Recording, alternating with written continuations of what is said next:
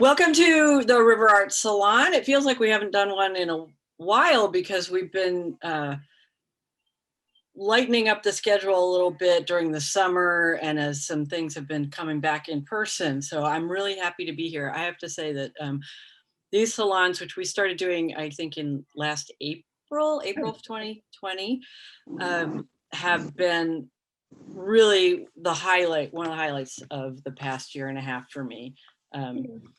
We originally planned them so that Anne and I would do them together, and we figured, we could each like alternate being the host so that we wouldn't have to be here every week. But we have found that both of us want to be here almost every week, so we haven't really followed that plan. Because it's just so great to hear from different people and have this kind of relaxed time to just have good conversations about interesting ideas. So I am Mariah Wood. I'm the executive director of Chestertown RiverArts, which is a nonprofit community arts organization in Chestertown on the eastern shore of Maryland. And we do lots of things like arts classes, we have exhibits in a gallery, we have a clay studio, we have a kids art exploration center, and one of our mission is growing community connection and creativity through the arts.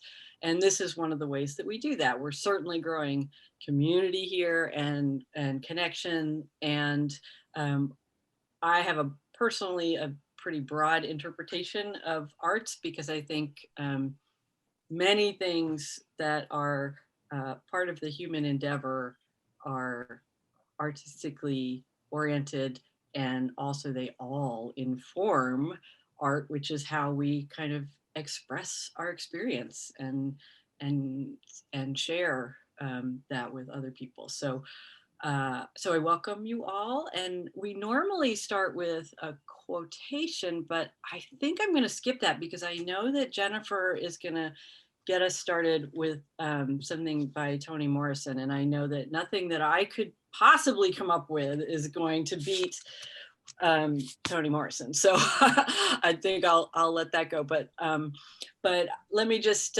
introduce Jennifer. I am so happy that you're here. Jennifer and I were both on one of these video conferences with the Maryland State Arts Council a few months ago, I guess. And she said she was a writer. I honestly don't even remember what the topic was that day, but I do remember that when Jennifer spoke, I thought, oh, she sounds really interesting. And she said she was a writer, and I had this like intuition that she would be a great salon guest. So I reached out to her afterwards, and I'm very happy that she was able to agree to come and do this today.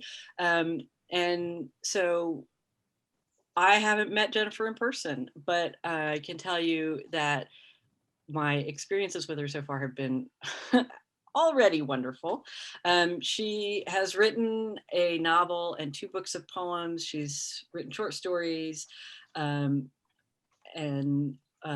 poetry that has been published in magazines, there's an essay coming up in North Dakota Quarterly. She's received a fellowship from Martha's Vineyard Institute of Creating Writing and has been awarded 2 grants from the Maryland State Arts Council for Independent Artists. And currently, she's going to tell us a lot more about this, but she's currently writing a novel, and I believe she lives in Baltimore. And I am really excited to get this conversation started. So Jennifer, I think I'm going to turn it over to you now, and I want everyone to feel free to please pipe up. We have a good sized group here that isn't too large for conversation. And so Anne has put in the chat that everybody's muted, but please feel free to unmute yourselves or to put comments or questions in the chat. And I look forward to hearing from everybody. Yeah, absolutely. Thank you, Mariah and Anne, for helping and inviting me to host this salon. It's really an honor to be here and to share and to, listen to your feedback. Really, I want this to be a discussion, so don't, hesitate coming off of mute or typing into the chat. Definitely want to share ideas in this exchange. With that being said, I know this is going to sound counterintuitive because I'm going to share a little bit of a PowerPoint, but I will not. It is not some long PowerPoint. It's just something to kind of keep me focused, because sometimes I can ramble a bit. So I am going to share my desktop and let you guys see this presentation. And so again, so how does research inform or inspire your fiction? Um, this is just a little bit of a plan. We're going to talk. I am going to let you listen to something from Toni Morrison. It's very brief. It's like a minute or two long. And I hope that inspires or sparks a little bit of a conversation. Then I'll tell you a little bit about me. I want to read maybe a page or so from this novel that really does have a lot of research in it. I want us to talk about the research, give me reactions to what you hear from Toni Morrison, what you hear about me even. I won't go into depth about me. I think Mariah has done a fine job already of sharing who I am or a little bit about me. And then I have some deeper questions that I want to ask. And I welcome your questions too. So it does not have to be this formalized. This is just something, again, keep me on track. So I'm going to jump right in with Toni Morrison, and let's see if I can get this to play. All right, let me move it to my spot here. Toni Morrison, what inspired this theme? I read an article in a 19th century newspaper about a woman whose name was Margaret Garner, who had indeed killed or tried her children. She was a fugitive slave, and rather than have them go back, she decided to take them all into a permanent place of oblivion. And it was an article that stayed with me for a long, long time and seemed to have in it an extraordinary idea that was worthy of a novel, which was this compulsion to nurture, this ferocity that a woman has to be responsible for her children, and at the same time, the kind of tensions that exist in trying to be a separate, complete individual. You've said that. Okay, I'm going to stop it there. I hope that you heard that because her voice was a little low, but she's referring to Beloved. If you know that book, it was based on a true, not really based on, but it was inspired by true events of this slave woman who attempted to or killed her children. And so I thought that was interesting, first of all, because Toni Morrison is one of my favorite authors. So I wanted to share almost anything by her makes me happy, but also because I just felt like it could spark our conversation to just say, really what inspires your fiction? So I know we're not talking about research just yet, but I wanted to just ask that question. So jump in whenever, if you have an answer for that. I'm not much of a writer, but as a reader, I'm always really inspired by writers who pull from historical fiction, who write historical fiction. So they pull, just like with that clip, something that's, even if it's just one moment in time, but they turn that into a bigger story and imagine the lives and the stories around that. And I enjoy reading that very much. Okay. Yep. Yeah, I'm also not really much of a fiction writer, but to the extent that I have ever sort of dabbled in that, it's a feels like a combination of something that I read or am exposed to, and then something that has happened, that seems to connect with something else. I think that for me at least, to get that impulse to write something um, fictional, it's got to have a couple of elements. I don't think it can come from one, for me at least, from one place. True, absolutely. If I may jump in, Yes. um, I think, and I think agree with everything everyone has said. And I would also say that it's often, if obviously events that you read about or experience, but also the emotions that you feel, as well as sort of the sensory aspects to it. What you hear, what you smell, the music, the sounds, that sort of thing inspires me. Absolutely. I'm glad you brought that up because I do feel like, you know, even though fiction is fiction, right, is still based and it is steeped from truth. So there is something that you, like you said, sensory, or there's an event, there's some way that you just connect with something. It could be a person that is from your past or someone that you see in passing even, that inspires a character or it goes into this character, at least for fiction. And so I really wanted to just kind of bring that up because I know there are a lot of things that may inspire people, but it was interesting for Toni Morrison to use a newspaper clipping that she'd had for however long, and it just kind of stayed with her and it inspired something totally different. And it also made her look at the characters in such a complex way. Just what would motivate a mother to do that? She talked about nurturing and just this compulsion to want to make sure that you protect your children. And so I just thought that was interesting.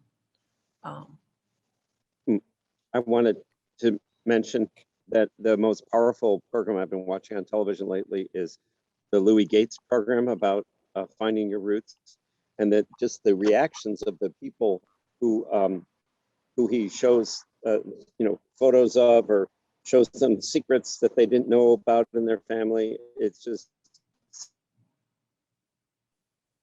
such a powerful letting loose of emotions when they find out the truth. And this is not fiction. This is the truth of their families that was either suppressed or undiscovered. And I think that historical roots of people's lives are just so palpable when they it hits them. You can see that some of them are stunned. So it's a very powerful tool. Absolutely. Y'all have talked a little bit about historical. We won't. You just said historical fiction.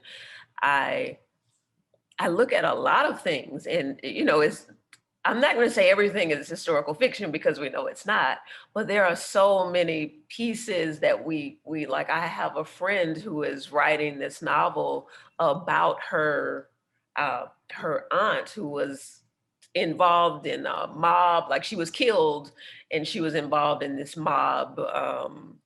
I don't know what you call it, but anyway, entangled in this mob life, and she was actually killed. And it's a very intriguing novel, but I would label that historical fiction because of the facts that she's bringing in based on what actually happened to her aunt. So it's a fine line between sometimes fiction and nonfiction, even, because although she is fictionalizing some things, there is so much that is based in truth in that novel that she's writing that is very interesting, from newspaper clippings, from interviews, from, like, she's really bringing in a lot of truth, although she's fictionalized it. So the conversation about historical fiction is really, really good. So I'm gonna try to keep going just a little bit. Really, this right here is just to show you that I was a cute baby more than anything.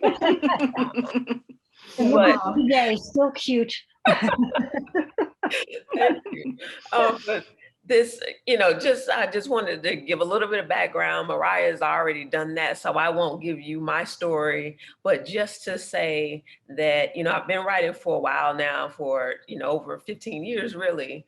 And it's been a journey. Sometimes I'm writing more than not, and other times, I've thrown the pen and paper somewhere, in a closet or something. But it stayed with me, and it's really been inspiring, because the way that the reason this subject even matters to me is because I'm from South Carolina, but I moved a few different places. And so after Pittsburgh, I ended up here in Baltimore. And this story came to me, which I thought I was writing something completely different. And then this whole novel was born. And I was like, wait a minute, what is happening? But it's set in the 1940s, early 1900s. And so I don't know anything about the time frame. And what I wanted to do with the research was really to make sure that I could keep the reader grounded in, reality of 1900s, 1940s. And so that's what really spurred me to kind of look into research and figure out what it meant to me. So I'm not going to share any more about myself, but I am going to read a couple of pages or a page and a half, not much, from my novel. Just the first page, and then kind of get just kind of share a little bit about what I was thinking around the research for it. So here we go. That day was as clear as it was cold. The trees were bare and the ground solid as the wind whisked in from the Patapsco River and hit 155 James Street like a boulder, hard and deep, but somehow leaving everything in sight as it always was. The furniture didn't shift, nor did the ashtray slide from the spot where it was placed, and neither did the fire in the stove dim. Nothing seemed to change except for those who were inside. I'm ready, Grace said, looking Mama June squarely in the eyes, not a hint of curve in her spine. The house couldn't help but laugh, the way the words came spewing from her lips.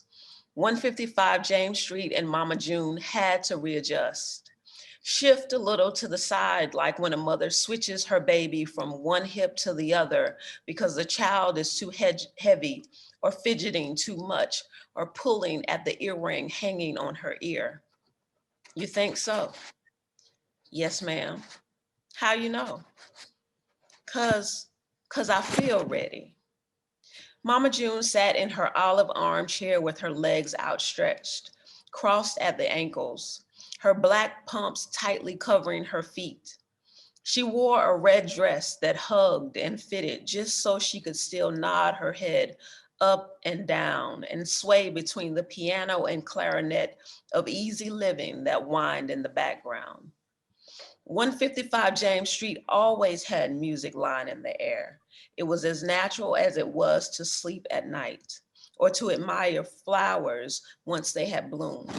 The house thrived on the sounds, perking up and stiffening so that it could hold itself in place from all the joy that accompanied the music. That was the way 155 James Street was. That was a part of its voice. A voice that had whispered to Mama June a long time before Grace came into the picture, long before she knew what it was she heard calling out to her.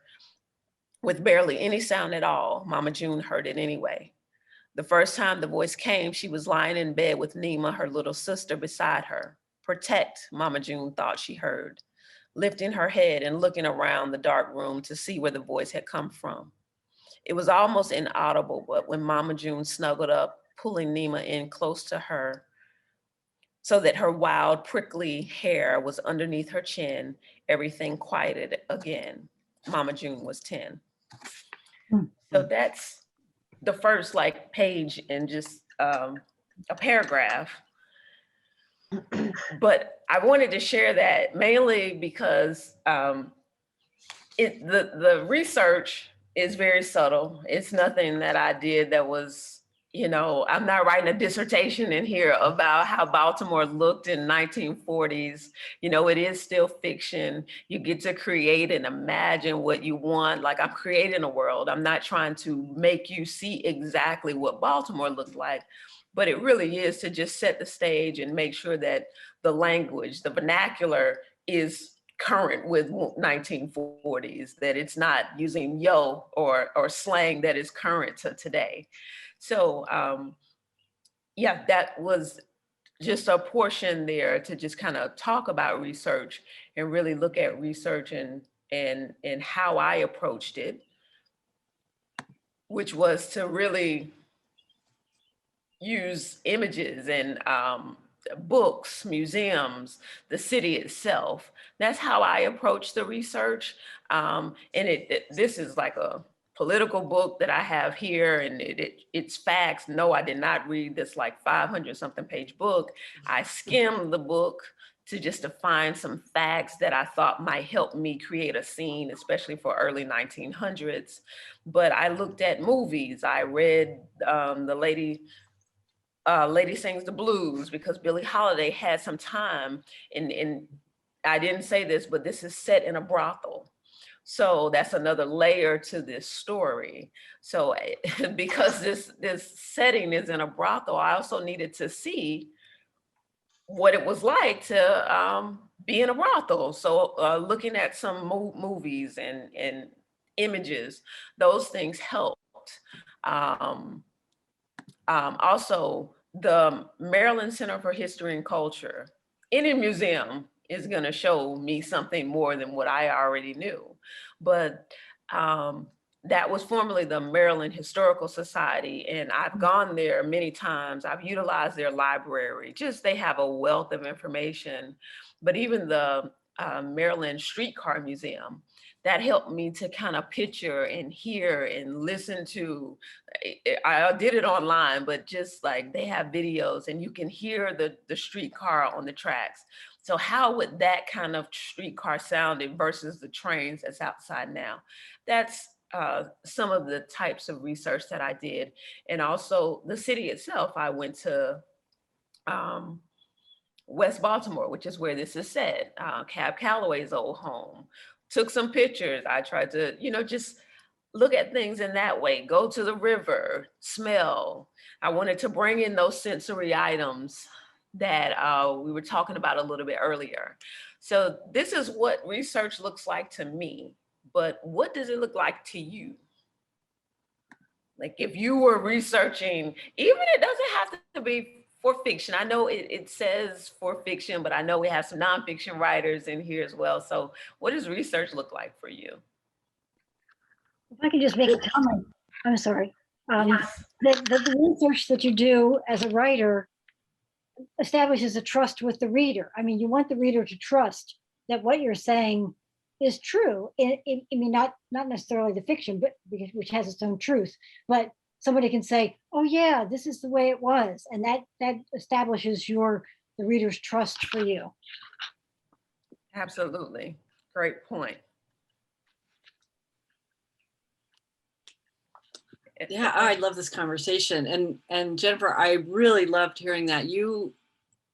Whatever you did, you really brought that room and that moment alive. I wrote down some little phrases that I just loved, and so just kudos to you for being able to really just put us in that space and in that moment. And I love that.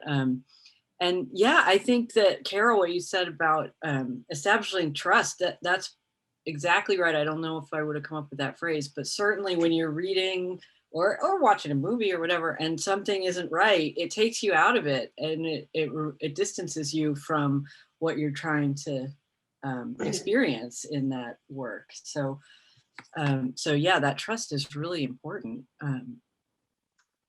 Absolutely. when you were asking about, other examples of research, one of the things that I think about is traveling, when, going to that place. And that's one of the things you mentioned. I mean, you're going to different parts of the city and then experiencing different things from different angles within the city. And so just, getting out there and putting that out there. And I always love when I read a book and at the end, you have the author's note and then you realize, oh my gosh, like they actually, boarded this old steamship, or they rode a streetcar somewhere, or, all of those things that you do to get those authentic details. So I liked hearing what you said about, just how you kind of tried to immerse yourself in the sights and sounds and smells and all of that. Thanks.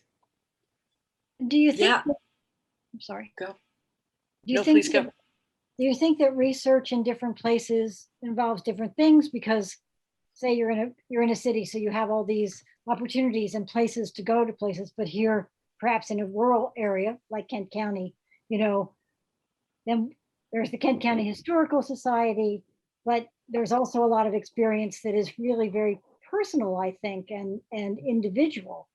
And I don't know, did you ever do interviews with people or things like that, or?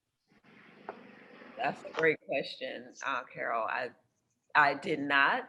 That was something that I wanted to do. Like I thought about doing it if I could find someone in Baltimore who may have lived in that time in the area.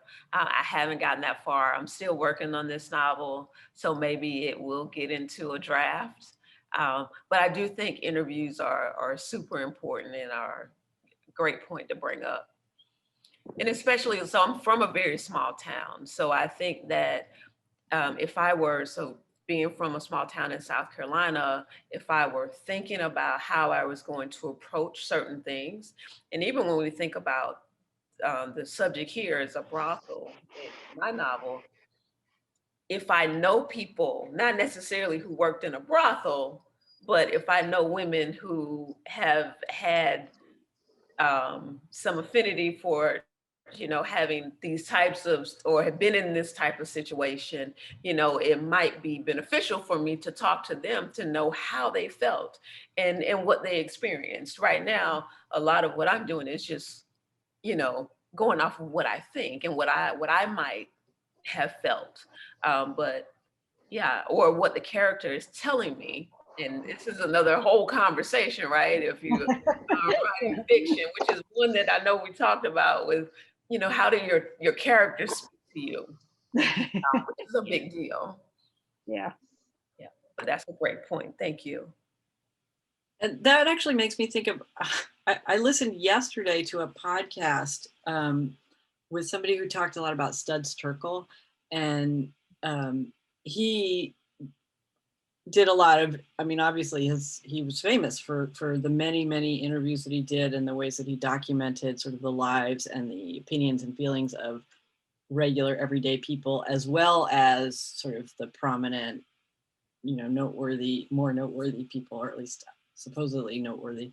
And so I would think that could be in some way a substitute for doing interviews directly. You can read the work that other people have done, and especially if as you're doing, you're writing about a different time, a time in the past, you don't necessarily have access to those people, but you do have access to the writing or the work that was done at that time. Yes. That's going to lead me into my next question, which it kind of goes, it's not exactly the same, but it is one that I'm interested in talking about. Does the research that you That's do, an interesting question. does it give you the right to then appropriate another culture? Because I think that's a huge issue. It's something that we know has happened. I just want to know what you think about cultural appropriation, because if you've read the books, you've watched the movies, you've even lived in the same place, what rights do you have then? I don't think you have it right. Jennifer, it's Barbara. Yes. Hi, Oh, Barbara. wait a minute. I should put on the video. Okay, sorry. Hi. Barbara's from my writers group in Baltimore. Thanks, Barbara. Hi, Barbara. Howdy. It's a really good question. And what makes me think of is that as a writer, and if you look at the history of writers, you're always appropriating another culture unless you want to talk only about yourself, because everybody is from a slightly different culture. I mean, you and I both live in Baltimore, but we're coming from different places. And I mean, if I write about my working class neighbor across the way and my neighbor down the block who is like a doctor who came from doctors, family, like for 2 generations, I'm already talking about 2 different cultures that I'm not familiar with. Mhm. And now, does it give you the right to like just do a wholesale book on, say, Native American culture that's based like Hillerman does uh, on a reservation with people who are from the reservation? Would it give me that right? I don't know. But there is that element that there's not definitive lines between cultures. Mhm. And I speak also as an anthropologist. Okay. I sort of encountered this question when I was writing. I was writing a mystery, and the tone of the characters are they're kind of funky and they have their little quirks and stuff. And I had to make a choice whether I would put some characters in who are part of a marginalized group. And I chose not to put them in because I thought, well, they're already marginalized and I don't know enough about. I mean, if you have a character, that's different than having an entire book that is not your culture, right? I mean, you run into different people, you know what their lives are like. But if you say, oh, I'm going to write a book about, whatever that I don't have any idea about, yes, I think that's totally wrong. And it's sort of, no, you can't do it because you don't know enough, deeply know what it is. And you have to have some respect for people too, I think. Sure. Yeah, respect is the word that I was thinking about because, and I come from my background is in music and in sort of the ways that people use music and uh, have have brought different strands together and it's a tough question because I think this is true of any form of art, certainly writing as well. It deepens, it enriches all of the work and all of our, our experiences of it when it's multidimensional, when it has more than one perspective, when it gives you something to think about, when it puts you in somebody's shoes that you don't inhabit in your day-to-day life. But it is hard to avoid, sort of co-opting something that you don't fully, that doesn't really belong to you, and to without the deep understanding that comes from it being something that you live in and with, you can easily be disrespectful by not having the full perspective, by not understanding, and by just not not not speaking with that authentic voice. So I think it's a really tough question. And where does the idea about power come in too? I mean, Right. Yeah. Exactly. So are all interesting points. I just wanted to ask the question. It is super hard. I think it's very difficult even for me to answer that, in the sense that I'm talking about a time that I know nothing about, a generation that I know nothing about, and maybe even a culture that I know nothing about. I certainly, my mother was on this call. I wasn't brought up in a brothel or had much experience in that kind of setting. So, I can certainly say that that might be a culture that I also don't know and I'm not fully immersed in. So I think one way that I try to counter that is really to talk and really focus in on the complexities of the characters more so than, and it's hard to do, it's a fine line because I want to get at their motivations. Rather than stay stuck on the brothel is an element, but it's not the biggest element. The characters are what I'm really trying to uplift and really get their stories out. So I think it is a tough question. I love everybody's opinion on it, and I just wanted to bring it up because I thought it was so interesting, even for me, as I'm writing my own work. Yeah, there's one more thing, Jennifer, that occurred to me just now. Yes. And that is that as a writer, I write for myself. It's nice if other people read it or are willing to listen to me in writers group. But my writing is an exploration of the world. It is, I view the entire world as my subject. What parts of the world I pick out, well, that's just, whichever neurons are clicking at the time. But if I refuse to write about any other culture than the one that I know intimately, it would be a boring place, and my mind would be a boring place, and I wouldn't get to explore. And part of the way that I learn about other people and other cultures is to intellectually engage. And writing is a way of intellectually engaging and emotionally engaging, because it's not only an intellectual exercise, obviously. Anyway, thought I'd throw that out. No, thank you, Barbara. I I think appreciate that's a good point. And often, I mean, you find writers who say, well, first I was a cook in a thing, and then I was an oil driller, and then I went to drive a truck. And so if you have a broad experience where you've really encountered a lot of different people, that gives you more of a foundation too. absolutely.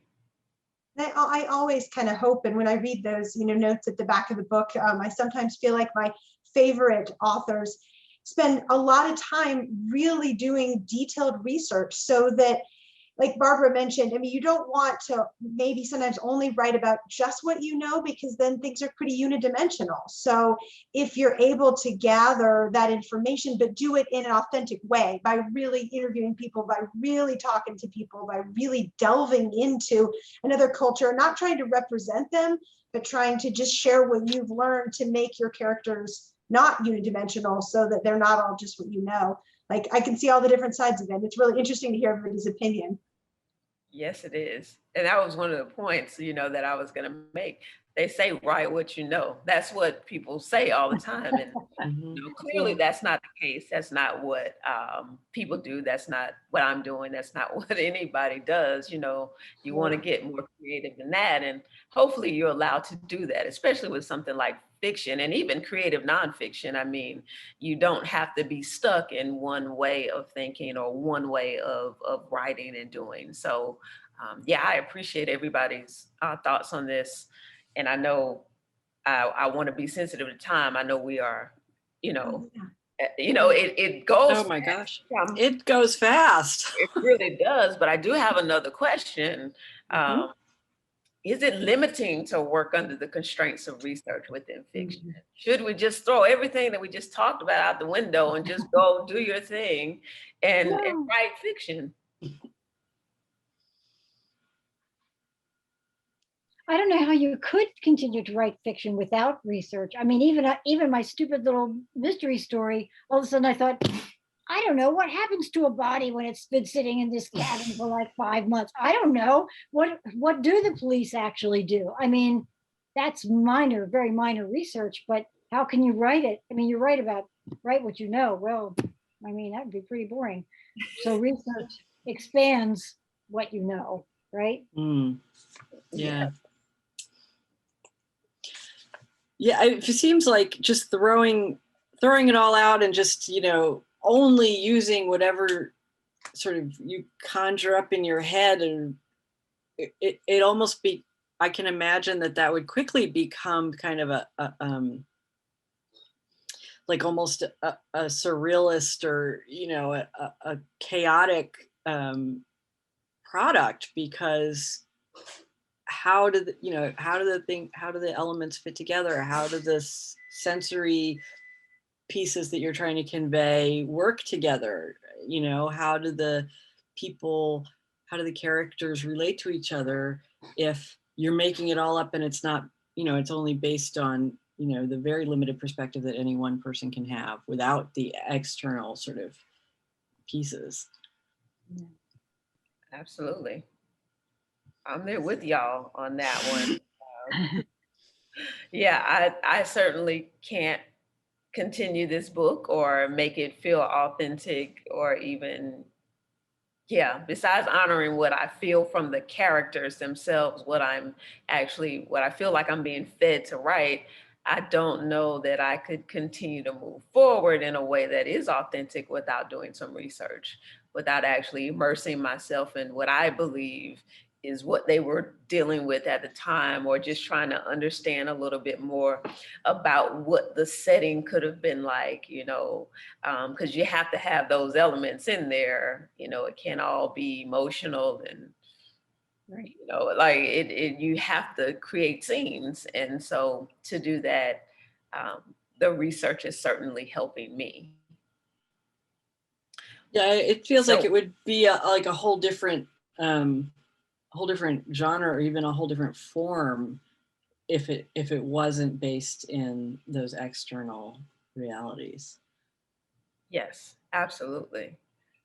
Um, yeah, I'm also kind of, sometimes I get torn. Research can be something that you just focus on research. Oh my God, like I need to know this and I need to know that, or else I can't move forward. So, there's a balance too with, again, you're not writing everything that you read, you are actually, or that you saw, but you are taking bits and pieces of that and you're just making it real to your audience. Again, keeping that trust, making sure that they don't lose interest in your story, and all of those good things.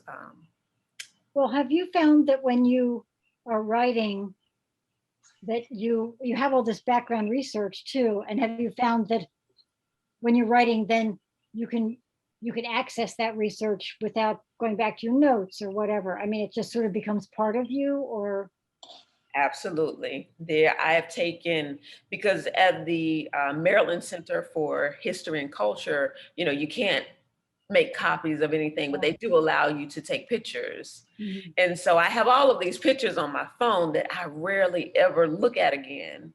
I've gone back to maybe one other time, but a lot of times, even with going to the city, or sitting at the river for a little bit of time, just kind of just seeing it is enough almost. And at least with the Maryland history, formerly the Maryland Historical Society, just being able to know that someone existed in this place is enough for me to keep going. So I don't need any of the major details. All I need to know is that, okay, so the city was kind of set up like this. I'm going to create the world that I want people to be in, but I know that this city had X number of row homes or whatever on this street. It doesn't matter whether I use that information or not. It's really just background for me to kind of set my scene and set my world. So I rarely go back to research, which is interesting because a lot of it. So you kind of like create the world inside yourself based on what you've learned and read and seen through your research, and then you can just call on it because it's inside of you. Absolutely. The main things that I've like found myself going back to is that like political history book, mainly because so my characters are mainly African American, not all, but I was just looking at the time of what kind of work they did, what kind of work was popular. And so to kind of make some clarifications and make that feel real, I did go back to clarify whether or not I was recalling details correctly, because again, I just skimmed that book, whatever parts were relevant. So yeah, I rarely go back to it now that I think of it. Anything Wow. else? I would be able to, yeah, keep asking questions or talking. I'm really learning a lot, or you're sparking a lot of thoughts, especially as somebody who isn't really a fiction writer myself and hasn't deeply thought about a lot of these questions in this way before. I'm fascinated now, and I'm really, I'm thinking back on all the novels I've ever read and like picturing how those came together, and the things that I just have always taken for granted about how that process works for people. Right. And I'm thinking too, Mariah and Jennifer, just about like the book I'm reading right now, or books I've read, during this past year, and the research that has gone into them. And I mean, sometimes it's really, really painstaking to get details. But I love that you said, sometimes you just experience it, and then you don't need all the absolute, like the number of this or that. You just have the sense of it all, and then that sense kind of permeates what you're writing. And when you were reading the passage from your book, I mean, I didn't close my eyes, but I could have like closed my eyes and pictured the house, and the house laughing, and the address, and the scene that you set for us there was just fantastic. And then your use of, talking back and forth. I loved how you talked about like things shifting, just like the baby on a hip. And I was like, oh, it was just such a good way to put it. So it's really, you take things that you've experienced, you take things you've seen other people experience, and you just kind of put them all in this pot and stir. And it's amazing, like what comes out for all of us. And it's really fun to have these other writers here today to interact with you and give Mariah and I all this interesting stuff to think about. Absolutely. I appreciate everyone for joining and for staying. The marketer in me, that my life and previous role, makes me put this slide up, but I am going to stop sharing so that we can see everybody. Well, I'll help remind people then that there's an N, that it's a Jennifer N. Shannon. So if you're looking for her, it's the writer and then JNS, so that you can find her on Instagram and all those other important places to see what Jennifer's up to. And Jennifer, and those are on our web page for this event, so you can always go back there if you forget.